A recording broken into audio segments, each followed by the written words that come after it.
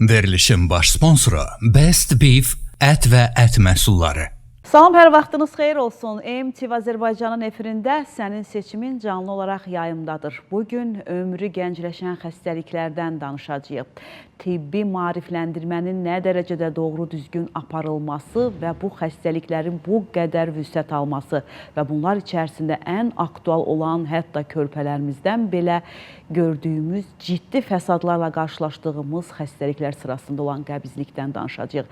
Təbii ki, mövzularla bağlı müzakirə etmək üçün studiyamıza dəyərli mütəxəssislər dəvət etmişik. İlk olaraq onları sizə təqdim edim. Türk Dünyası Araşdırmaları Beynəlxalq Elmlər Akademiyasının akademiki, professor, ali dərəcəli ümumi cərrah Afər Əfəndiyev. Professor, xoş gəldiniz. Sağ olun, çox sağ olun. Eyni zamanda bizim dəyərli professorumuz Azərbaycan Tibb Universitetinin məsləhətçi professoru, əməkdar elm xadimi Qalib Qarayev. Professor, xoş gəldiniz. Hər birinizə öncəliklə dəvətimizi qəbul etdiyiniz üçün dərin təşəkkürümü bildirirəm. Afər professor, belə deyək, sizdən başlayaq. Bugün aktual olan əslində nə baş verir, bəlkə də çoxumuz fərqində deyilik. Niyə bu qədər xəstəliklər cavanlaşır, ömrü gəncləşir? Hətta uzun illər öncə müəyyən yetkin yaşlarda belə qarşılaşdığımız xəstəliklər indi körpə bağlarımızda da var.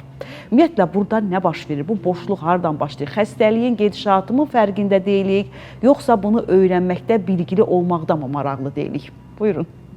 Çox sağ olun sualınıza görə Ülviyə xanım. Bilirsiniz Ülviyə xanım, əslində bunların səbəbləri hədsiz dərəcədə çoxdur. Hər hansı bir sahə ilə bunu izah etmək çox çətindir. Baxın, bugün bizim ekologiyamız nə gündədir? Bundan başlayaq.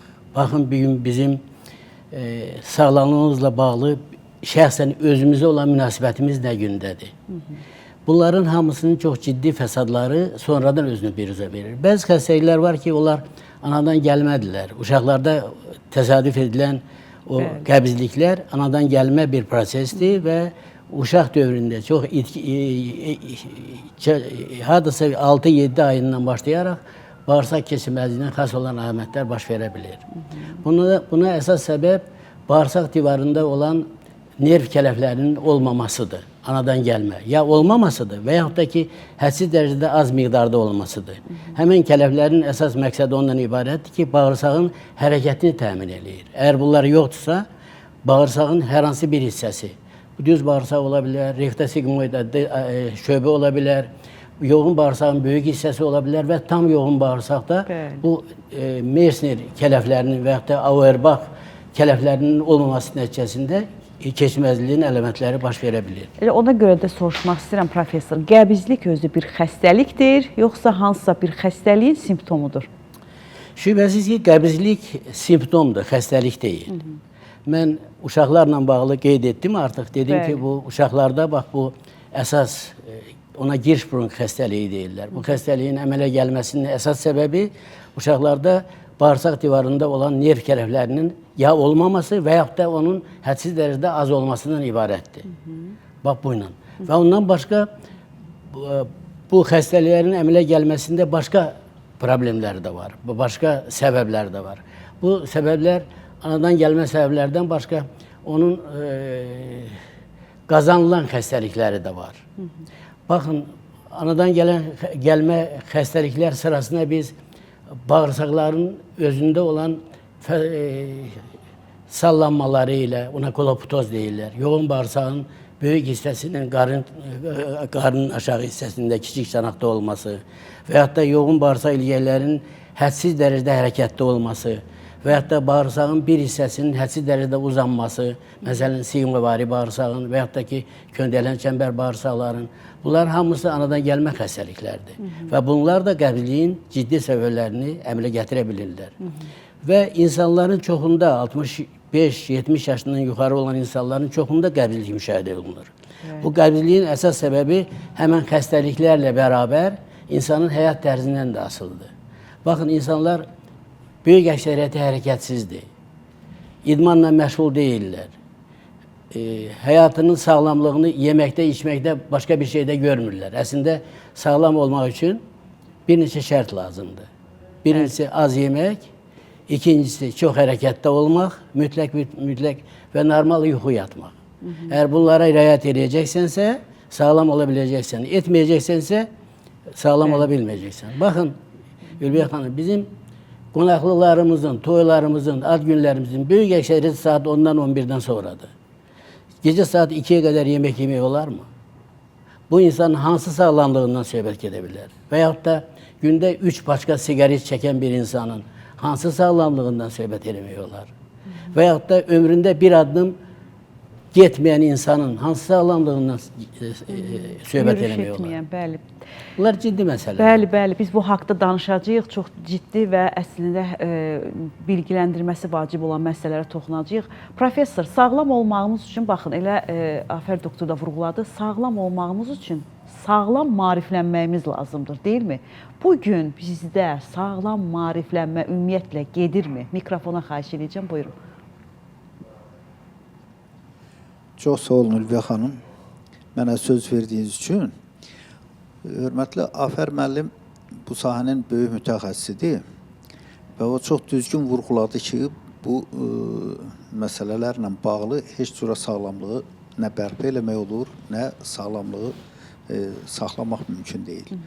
Siz bunlar hamısı çox doğrudur, ancaq sağlamlığın qorunmasından ötürün, sağlamlığın daha doğrusu bərpa olunmasından ötürün vacib məsələlərdən biri də xəstələrin, yəni insanların maarifləndirilməsidir. İnsanlar bu xəstəlik haqqında müəyyən məlumatı olmalıdır. İnsanlar bu xəstəlik haqqında bilməlidir. İnsanlar bilməlidir ki, bu xəstəlikdən necə qaçmalıdır və hansı əlamətlərə görə bu xəstəliklər peyda olur və həmən dövrdə onlar həkimə müraciət etməlidir. Mən hesab edirəm ki, bax bu günləri indi bu televiziya işçilərinin xatirinə dəyməsin, dəysə də özləri bilərlər. Bax, bu müəyyən verilişlər, filanlar, bunlar hazırlayana qədər ki, sonra baxan da olmur. Mən elə haqqına deyirəm. Bax, bir səhiyyə maarifi ilə məşğul olan, ciddi, daimi məşğul olan belə bir qurum yaradılsın. Bax, bu qurum həmişə insanları maarifləndirilsin. Bilmirəm, siz yadınızda deyil, Afər müəllim yaxşı yadındadır ki, Sovet dövründə belə bir sağlamlıq verilişi vardı. Televiziyada rəhməti Əlfəddin müəllim də onu çox yüksək səviyyədə aparırdı və xəstələr çoxlu ona müraciət edirdilər, insanlar çox müraciət edirdilər, məktublar yazırdılar, falan edirdilər və o vaxtlar o xəstələr, yəni insanlar maariflənirdilər, tibb haqqında məlumatlar olurdu. Bax, bu sağlam qida qəbul eləmək, hansı qidaları qəbul eləmək, ondan sonra hansı idman növünə məşğul olmaq, hansı yaşlarda nələri eləmək, bu çox vacib bir məsələdir. Amma çox təəssüf ki, insanların çoxu bu barədə məlumatlı deyil. İkinci bir səbəbi, üzr istəyirəm, vaxtınızı alın bir dəqiqəlik. İkinci bir səbəbi odur ki, bu günləri səhiyyə sistemində yaranmış böyük bir qüsurdur. Bu qüsur nədən ibarətdir? Sahə həkimləri indi demək olar ki, yaddan çıxıb. Həmən dövrlərdə o sahə həkimləri vardı və bu sahə həkimləri öz ərazilərində işlədiyi, ərazidə yaşayan insanlar haqqında, hamısı haqqında məlumatı var idi. Və o asanlıqla ev-ev gəzərdi, mənim yadıma gəlir. İnsanlarla təmasda olardı, soruşardı, bilərdi. Kimin nə xəstəliyi varsa, o xəstəliyi öz qeydiyyatına götürərdi və bu qeydiyyatı ilə də bağlı ona ya dərmanlar yazardı və yaxud da onu stasionara yerləşdirərdi və yaxud da sanator müalicəyə göndərərdi. Belə şeylər indi unudulub, belə şeylər indi yoxdur və ona görə də xəstəlik başalıb gedir. Bəli, sahə həkimlərinin əslində fəaliyyəti var, amma məhdudlaşıb. Çünki hər bir insanlar özlərini ailə həkimi deyə bilir. Sahə həkiminin də bu saat qınamalı deyil. Sahə həkimi xəstəyə bir şeydən yapışmaqdan ötürün, bir xəstəyə nəsə yazmaqdan ötürün, mütləq sığorta ilə razılaşmalıdır. Ona da nə qədər vaxt gedir. Bəli, həmin zaman itkisi də fəsadlar ağırlaşır. Bəli, tam doğru. Professor, biz qəbizlik xəstəliyi bu günlərin əsas mövzu olaraq da elə onu qoymuşuq. Bu qəbizlik təbii ki, bir nəticədir. Desəm bəlkə yanılmaram, deyilmi? Onu yaradan səbəblər var da. Niyə bizdə bu yaransın? Bax, hansı problemlər, hansı fəsadlar bizi buna qədər gətirir? Bu haqda istəyirəm danışaq. Buyurun. Bilirsiniz, qəbirliyin ümumiyyətlə bir simptomatikası var. Nədən başlayır? Defekasiya aktının əvvəl mütəmadi olmamasından, 3-5 gün gecikməsindən. Elə xəstələr olur ki, aylarla defekasiya aktına sərbəst gedə bilmirlər. Və bu xəstələr çıxışı yalnız və yalnız dərmanın qabulunda görürlər. Bəli. Qabul elədi, butalaksı, forlaksı və yaxud da seneda çayını qabul elədi, bağırsağı boşaldı, hesab edir ki, bu xəstəlikdən azad oldu. Əslində xəstəlikdən azad olmayıb. Bunlar Qalib müəllim çox gözəl dedi. İlk növbədə bunlar həkimə müraciət eləməlidirlər. Müraciət nəticəsində düzgün müayinə yolları aparılmalıdır. Və hər xəstəliyin, hər qəbizliyin özünə uyğun müayinə yolları aparılmalıdır. Qəbizliyin səbəbləri hədsiz dərəcədə çoxdur. Mən sizə dedim, uşaqlarda o nerv kələflərinin olmamasından başlamış, bağırsaqlarda olan şişlər, bağırsaqların hədsiz dərəcədə uzun olması, onların sallanması, hərəkətli olması, bunların hamısı qəbizliyə əmələ gətirə bilərlər. Ona görə ilk növbədə həkimə müraciət edəndən sonra həkim yəqin ki, ona uyğun bir diaqnostika yolunda aparar. Baxın, qəbizliyin əsas səbəblərindən biri yoğun bağırsaqla bağlı olan dolioxosigma adlı bir xəstəlik var. O sigmavari bağırsağın uzunluğu deməkdir. Hədsiz dərəcədə uzun olması. Normalda sigmavari bağırsağın uzunluğu hardasa 15-20 santimetrə bərabərdir. Və 2 dənə əyriliyi var. Elə xəstələrə mən şəxsən rast gəlmişəm ki, sigmavari bağırsağın uzunluğu 80 santimetr, 90 santimetr, bəzən 1 metr yarıma qədər uzanır. Və öz o ətrafında fırlanaraq keçməzliyə səbəb ola bilər. Və ondan başqa uzun müddətli keçməməzlik, qəbizlik nəticəsində, bağırsaqlarda olan durğunluq nəticəsində nəcis kütlələrinin parçalanması və o toksiki maddələrin birbaşa qana sorulması, qaraciyərdə bir qisminin onların dezaktivasiya olunması, böyrək vasitəsilə çıxarılması xəstələrdə çox ciddi problemlərə əmələ gətirir. Baxın, hesab eləyin ki, 10 gün, 15 gün müddətində xəstə böyük bayıra gedə bilmirsə, defekasiya akti bunda müşahidə olunmursa, bu nəzik kütlələri harada qalmalıdır, necə olmalıdır? Bunlar parçalanırlar və parçalandıqdan sonra da birbaşa toksiki maddələr qaraciyər vasitəsilə inaktivasiya olunur, böyrəklər vasitəsilə çıxarılır. Ancaq qaraciyərin gücü çatdığı qədər, o qədər toksiki maddəni qaraciyər şübhəsiz ki, inaktivasiya etmək iqtidarında deyil. Böyrəklər də həmçinin o cür toksiki məhsulları çıxarmaq iqtidarında deyil. Ona görə bu xəstələrdə tədricən, vaxt keçdikcə qaraciyər çatılmazlığı, qaraciyər sirrozu, böyrəklərlə bağlı çox ciddi problemlər ortaya çıxır. Və bu fonda o toksiki maddələrdə hətta təsiri nəticəsində qan azlığı da müşahidə olunur. Çünki birbaşa sümük iliyinə də təsir edə bilir. Baxın, nə qədər bir-birinin bağlı şeylərdir bunlar. Bəli, biz bu haqda da danışacağıq. Əslində, özünün yaranma səbəbləri bir problem, onun yarandıqdan sonra verdiyi digər orqanlara fəsad artıq ikinci bir problem. Bizim reklam fasiləmiz var. Qısa reklam arasından sonra yenidən buradayıq, müzakirəmiz davam edəcək. Reklamlar bitdi, müzakirəmiz yenidən davam edir. Müzakirə keçməzdən öncə bizim proqramın baş sponsoru Best Beef ət və ət məhsullarına dərin təşəkkürümü bildirmək istəyirəm. 2002-ci ildən Elite Food Company adı altında və Best Beef markası ilə fəaliyyət göstərir. Yüksək keyfiyyət və peşəkar insanların çalışdığı bir müəssisə. Sağlam qidalanmağımızı düşündüyünüz üçün sizə dərin təşəkkür bildirirəm. Bizim efirimizin baş sponsoru Best Beef. Müzakirəyə keçid alaq, professor, elə reklama keçməzdən öncə əslində burada elə mövzuda qaldıq. Bunları yaradan səbəblər, sonra bunun özünün yaratdığı səbəblər bir neçə formada özünü göstərir. Bu haqda çox belə detallı danışmağınızı istəyəcəm. Sadəcə, professor, sizə bir sualım olacaq.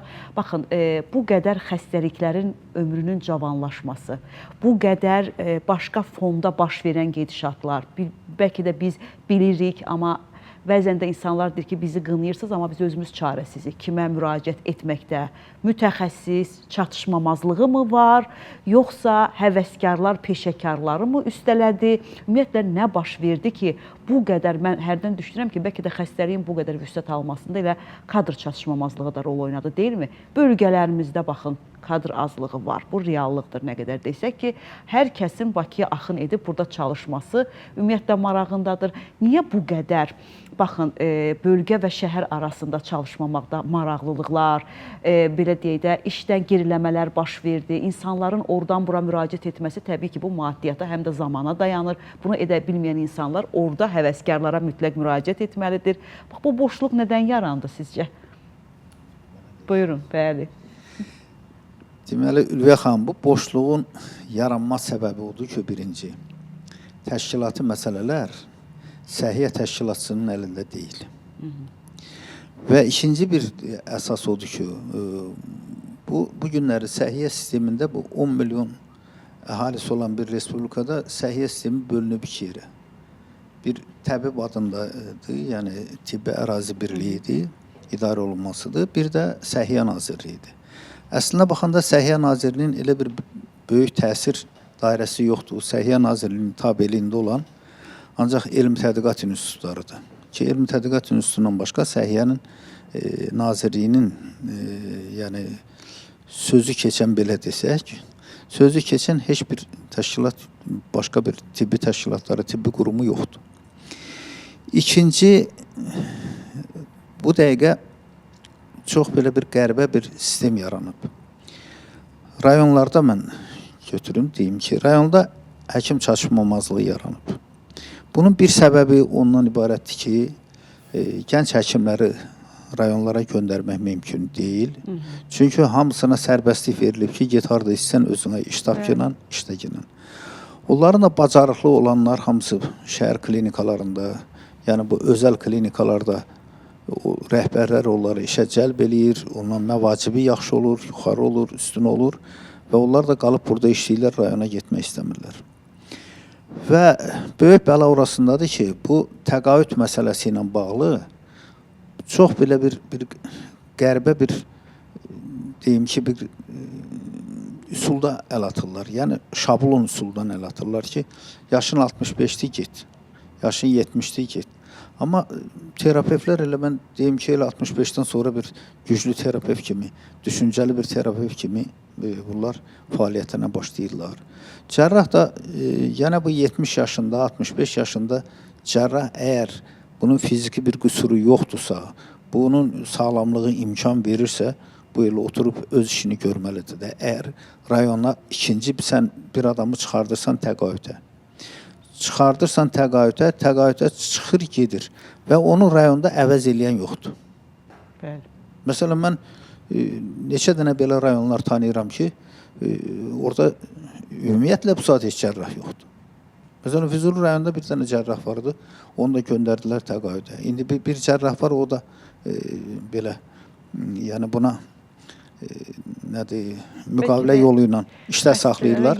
İndi ha vaxtda o da çıxıb gedəcək. İkinci bir tərəfdən, kadr çatışmamazlığı nədən yaranır? Onun kompleksləşdirə bilmirlər. Məsələn, bir rayonda cərrah var, o bir rayondan anesteziolog çağırırlar. Həmən rayonda anesteziolog yoxdur. Anesteziologu çağırırlar, anesteziolog gəlir, gələnə qədər müəyyən müddət keçir və o müddətdə də xəstə gözləmir axı. Xəstəlik bir də görürsünüz, elə bir şiddətlə inkişaf edir ki, xəstə ölüm hallarında artmasının əsas səbəblərindən biri də budur. Sonra bu həkimlərlə xəstələr arasında da müəyyən anlaşılmamazlıq yaranır. Bu saat ən böyük bir uçurum yaranıbdır. Əvvəla xəstə elə hesab edir ki, həkim, mən üzr istəyirəm bu ifamədə görə, xəstənin quludur. Xəstə nə desə, həkim onu yerinə yetirməlidir. Təbii ki, həkim xəstəyə baxmalıdır, amma xəstə də başa düşməlidir ki, bu həkim də insandır, bunun da dincəlməyi var, bunun da iş müddəti var, bunun da ailəsi var, ailənin problemləri var. Bunlar bir ruhani idarəsində yatmırlar ki, manaq deyirlər ki, geçsinlər orada yatsınlar, səhər gəlsinlər, xəstələrinə baxsınlar. Belə bir hallar yaranır. Özdə bir balaca anlaşılmamazlıq olan kimi o dəqiqə həmən anda başlayırlar həkimdən şikayətlər, həkim haqqında nalayiq sözlər, hətta həkimin üstünə hücumlar da olur. Doğru. Mən hesab edirəm ki, belə nəinki ədəb qaydalarından uzaq olan bir şeydir, belə bu cinayətə sürükləyən bir şeydir. Ha, bu həkim sənin sağlamlığından ötürün canını verir. Həkim sənin sağlamlığından ötürün. İndi Afər doktor da mənim sözümü təsdiqləyər. Bir cərrahi əməliyyat qutaranacan cərrahın kürəyindən o qədər su axır ki, heç belə olmayan qədər olur. Hər dəfə də onun əsəbləri gərilir, hər dəfə də həyəcanlanır, hər dəfə də bu bunun sağlamlığına təsir eləyir. Və yaxşı, belə bir insan ki, sənə kömək əlini uzadırsa, sən ona niyə belə münasibət bəsləyirsən? Bunun da yenə də bir səbəbi var. O səbəbi həkimlərdir. Bu dəqiqə bu həkimlər arasında çox qəribə bir anlaşılmamazlıq yaranır.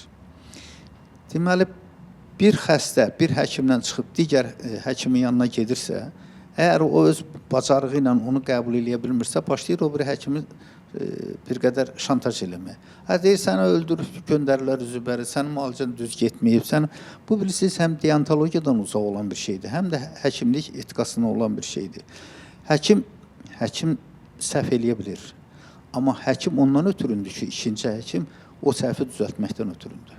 Onu da aləmə yayıb, onu biabır eləməkdən, onu təhqir eləməkdən, onu cinayət işinə cəlb elətdirməkdən ötürün deyildir.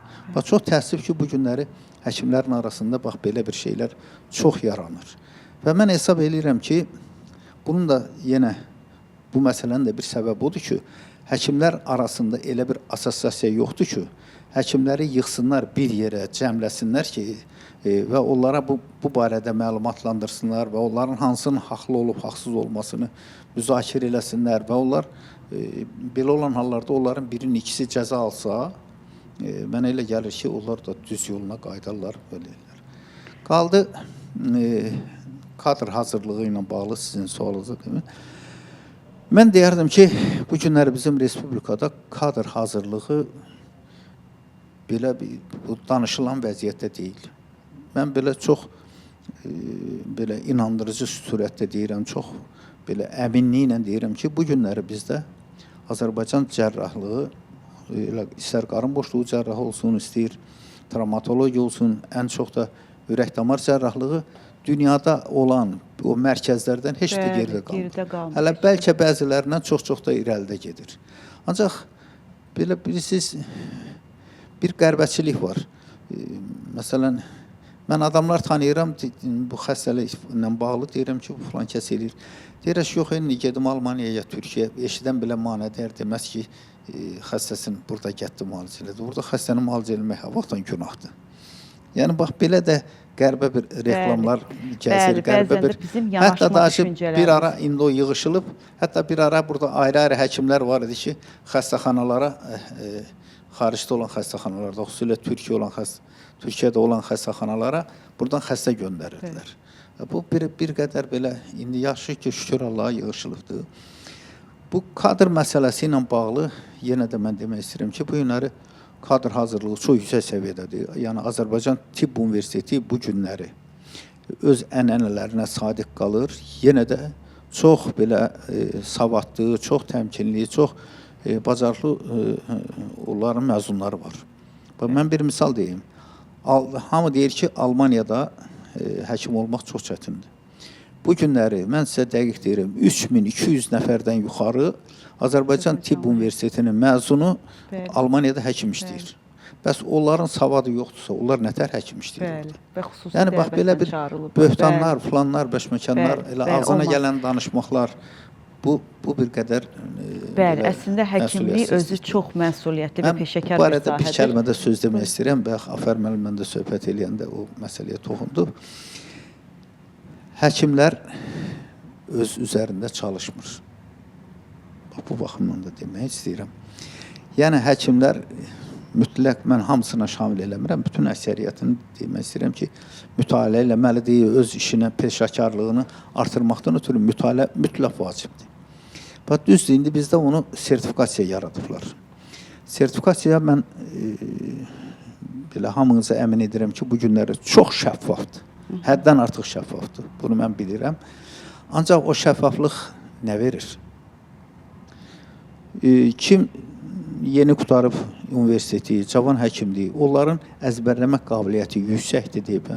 Onlar onu əzbərləyirlər, gedirlər sertifikasiyadan keçirlər.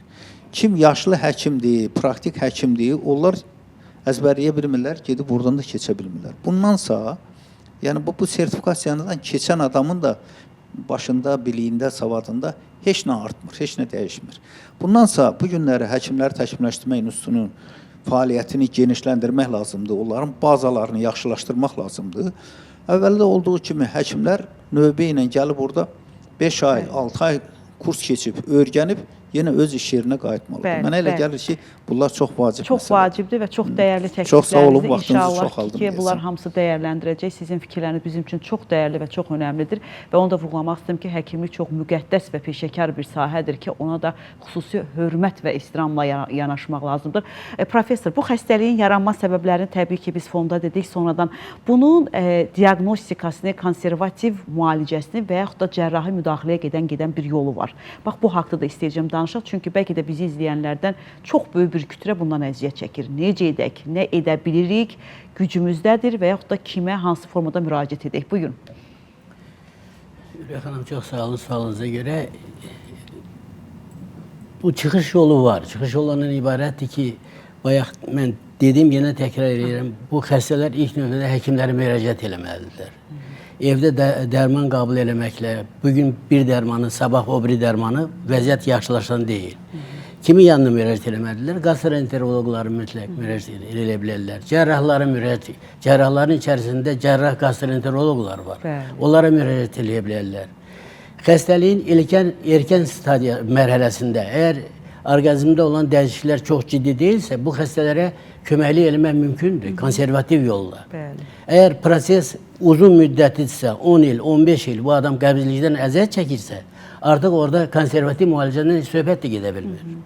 Çox ciddi dəyişikliklər əmələ gəlir, bağırsaqların divarlarında. Hesab eləyin, o bayaq dediyim toksiki maddələrin sorulması nəticəsində, bağırsağın hərəkətinin zəifləməsi nəticəsində bağırsaqda olan əzələ kütləsi artıq birləşdirici toxumaya keçir.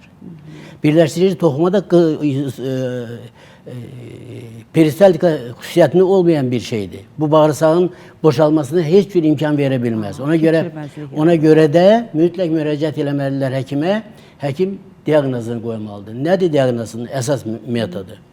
Bağırsaq keçirməzliklərində ən yaxşı metodlardan biri bağırsaqların rentgen kontrast müayinəsidir. Ona iriqoskopiya deyirlər. İriqoskopiyanı necə edirlər? İlk növbədə xəstələrin bağırsaqları təmiz suya qədər yuyulur. Bəzilərində 5 litr, bəzilərində 6 litr, bəzilərində 10 litrə qədər su lazım olur. Yuyulduqdan sonra düz bağırsaq vasitəsilə bağırsağa hardasa 1 litr yarım, 2 litrə qədər bari horrası yeridilir və yeridilmiş bari horrası fonunda əvvəllər ilk növbədə xəstənin rentgen şəklini çəkirlər. Ondan sonra xəstə boşaldıqdan sonra ikinci dəfə onun şəklini çəkirlər. Və bunun nəticəsində bağırsaqda nə proses varsa, hamısını çox rahatçılıqla görmək mümkündür. O bağırsağın sallanması da, bağırsaqda olan hətta xoralı prosesin olmasını da görmək mümkündür.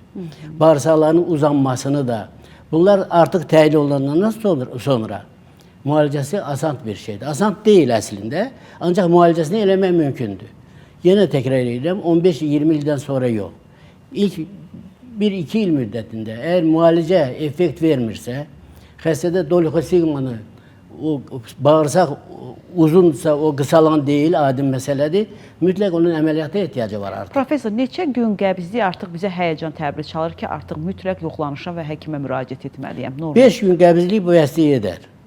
Bəstəyə edər. Ancaq xəstələr var ki, 10 günlərlə, 15 günlərlə, 20 günlərlə, 1 aylarla qəbizlikdədirlər. Bir də o qəbizliyə əziyyət çəkən insanların istifadə etdiyi həmin o çayların və həblərin qəbulundan istəyirəm danışaq. Bir müddət onlarda normal gedişat özünü göstərəcək. Amma bir zaman keçdikdən sonra artıq bədən də onu qəbullanmır, deyilmi? Tamamilə haqlısınız. Tək bədənin qəbul eləməsindən söhbət getmir burada Ülviyə xanım. Burada tamamilə başqa bir mexanizm var. Artıq bağırsaqlarda tənbəllik sindromu əmələ gəlir. Bağırsaqlar yalnız dərman qəbul eləyəndə ona reaksiya verə bilirlər.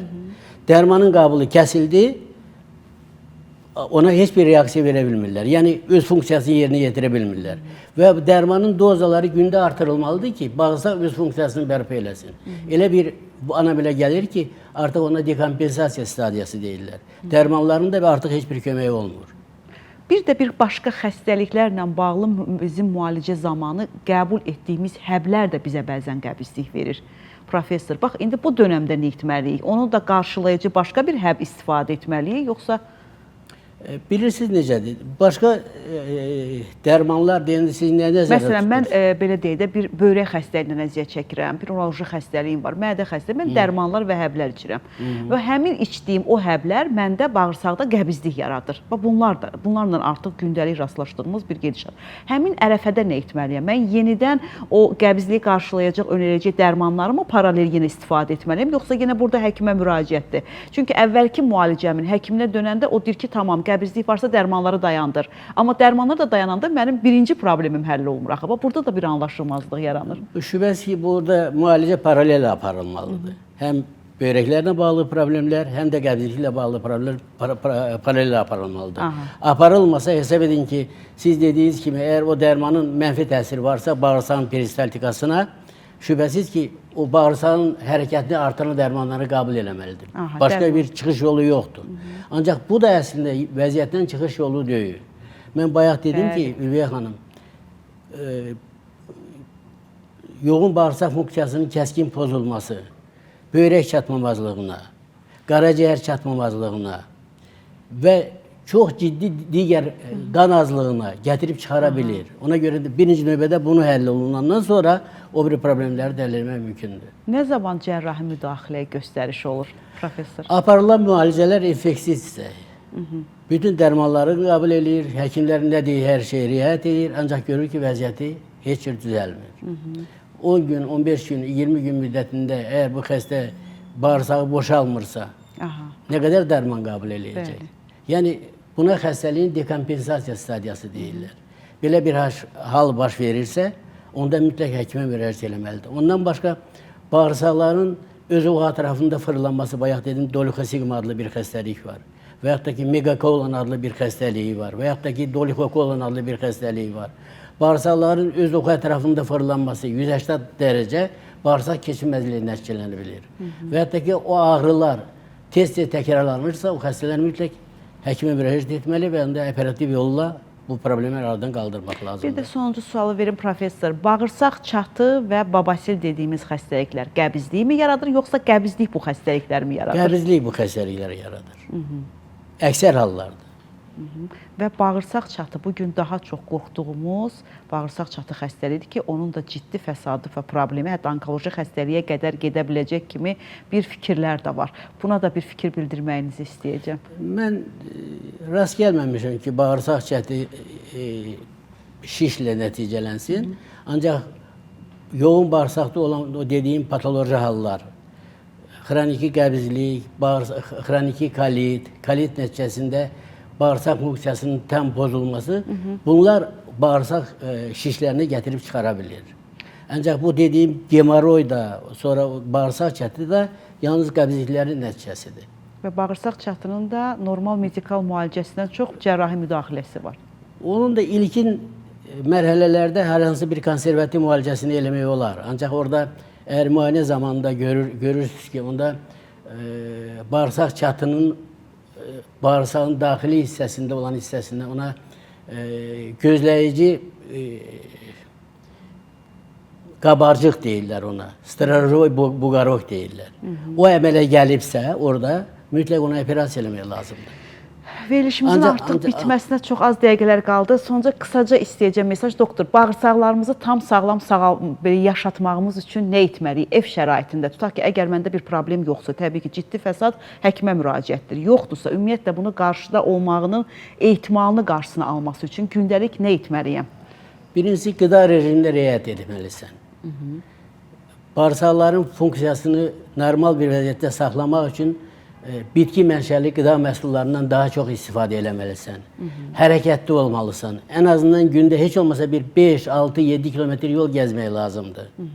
Bəli. Bizdə də çox təəssüf olsun ki, qalib doktor, razılaşarsınız ki, bizdə fiziki aktivliyi idmanla biz qarışdırırıq. Elə bizim problemimiz də odur, deyilmi? Gündəlik fiziki aktivlik deyəndə deyirlər ki, mən idman eləyirəm, istədiyim qədər də yeyə bilərəm, istədiyim qədər hərəkətsiz edə bilərəm, qala bilərəm, nəinki mən artıq idmanla məşğulam. Bax, bunlar da çox önəmlidir. Bugün çox sağlam formada bilgiləndirdiyiniz üçün bizi dərin təşəkkür edirəm sizin hər birinizə, o dəyərli zamanınızı ayırıb bugün bizimlə keçirdiyiniz üçün və bugün sizinlə bir efir bölüşmək həqiqətən mənim üçün böyük bir şərəfdir. Təşəkkür edirəm və ümidvaram ki, bu əslində mövzular o qədər genişdir ki, gələcəkdə fərqli mövzularla insanları bilgiləndirmiş olaq. Çünki dediyimiz kimi hər şeyin kökü sağlam maariflənmədən başlayır. Nə qədər ki, sizlər bu qədər doğru düzgün danışmayacaqsınız, insanlarda da maariflənmə əks istiqamətdə doğru gedəcək. Bəzən də deyirəm ki, günah sizin özünüzdədir ki, efirlərə çox az çıxırsınız. Ona görə tez-tez gəlmək lazımdır, professorlar. Dərin təşəkkür edirəm. Bugün biz təbii ki, ömrü cavanlaşan xəstəliklərdən daha çox aktual olan qəbizlik nə qədər bacardıqsa, təbii ki, bu haqda məlumat verməyə çalışdıq. Ən əsası odur ki, özümüzdə azacıq da olsa narahatçılıq hiss ediriksə, ötüb keçər. Türkiyə çarə, qonşum, qohumum bunu etdi, mən də edim deyə deyil. Əslində bu heç bir fayda vermir. Birbaşa mütəxəssisə, söhbət peşəkar mütəxəssisdən gedir ki, ona müraciət etmək lazımdır ki, sonradan ciddi fəsadlar yaşanmasın deyə. Bugünlük bu qədər. Sonra təşəkkürüm olacaq. Enim Butik bugünkü geyinmə görə Nizami 63 ünvanında yerləşən xanımların dəbli və zövqlü geyiminə görə Afa xanım, sizə dərin təşəkkür edirəm və bizim informasiya dəstəkçimiz Ajans Az xəbər portalı saytına, hansı ki bizim bugünkü proqramımızın və bütün efirlərin çıxışını öz saytında yerləşdirdiyi üçün. Bugünlük bu qədər. Sabah fərqli mövzu ilə və fərqli qonaqlarla görüşmək ümidi ilə salamat qalın.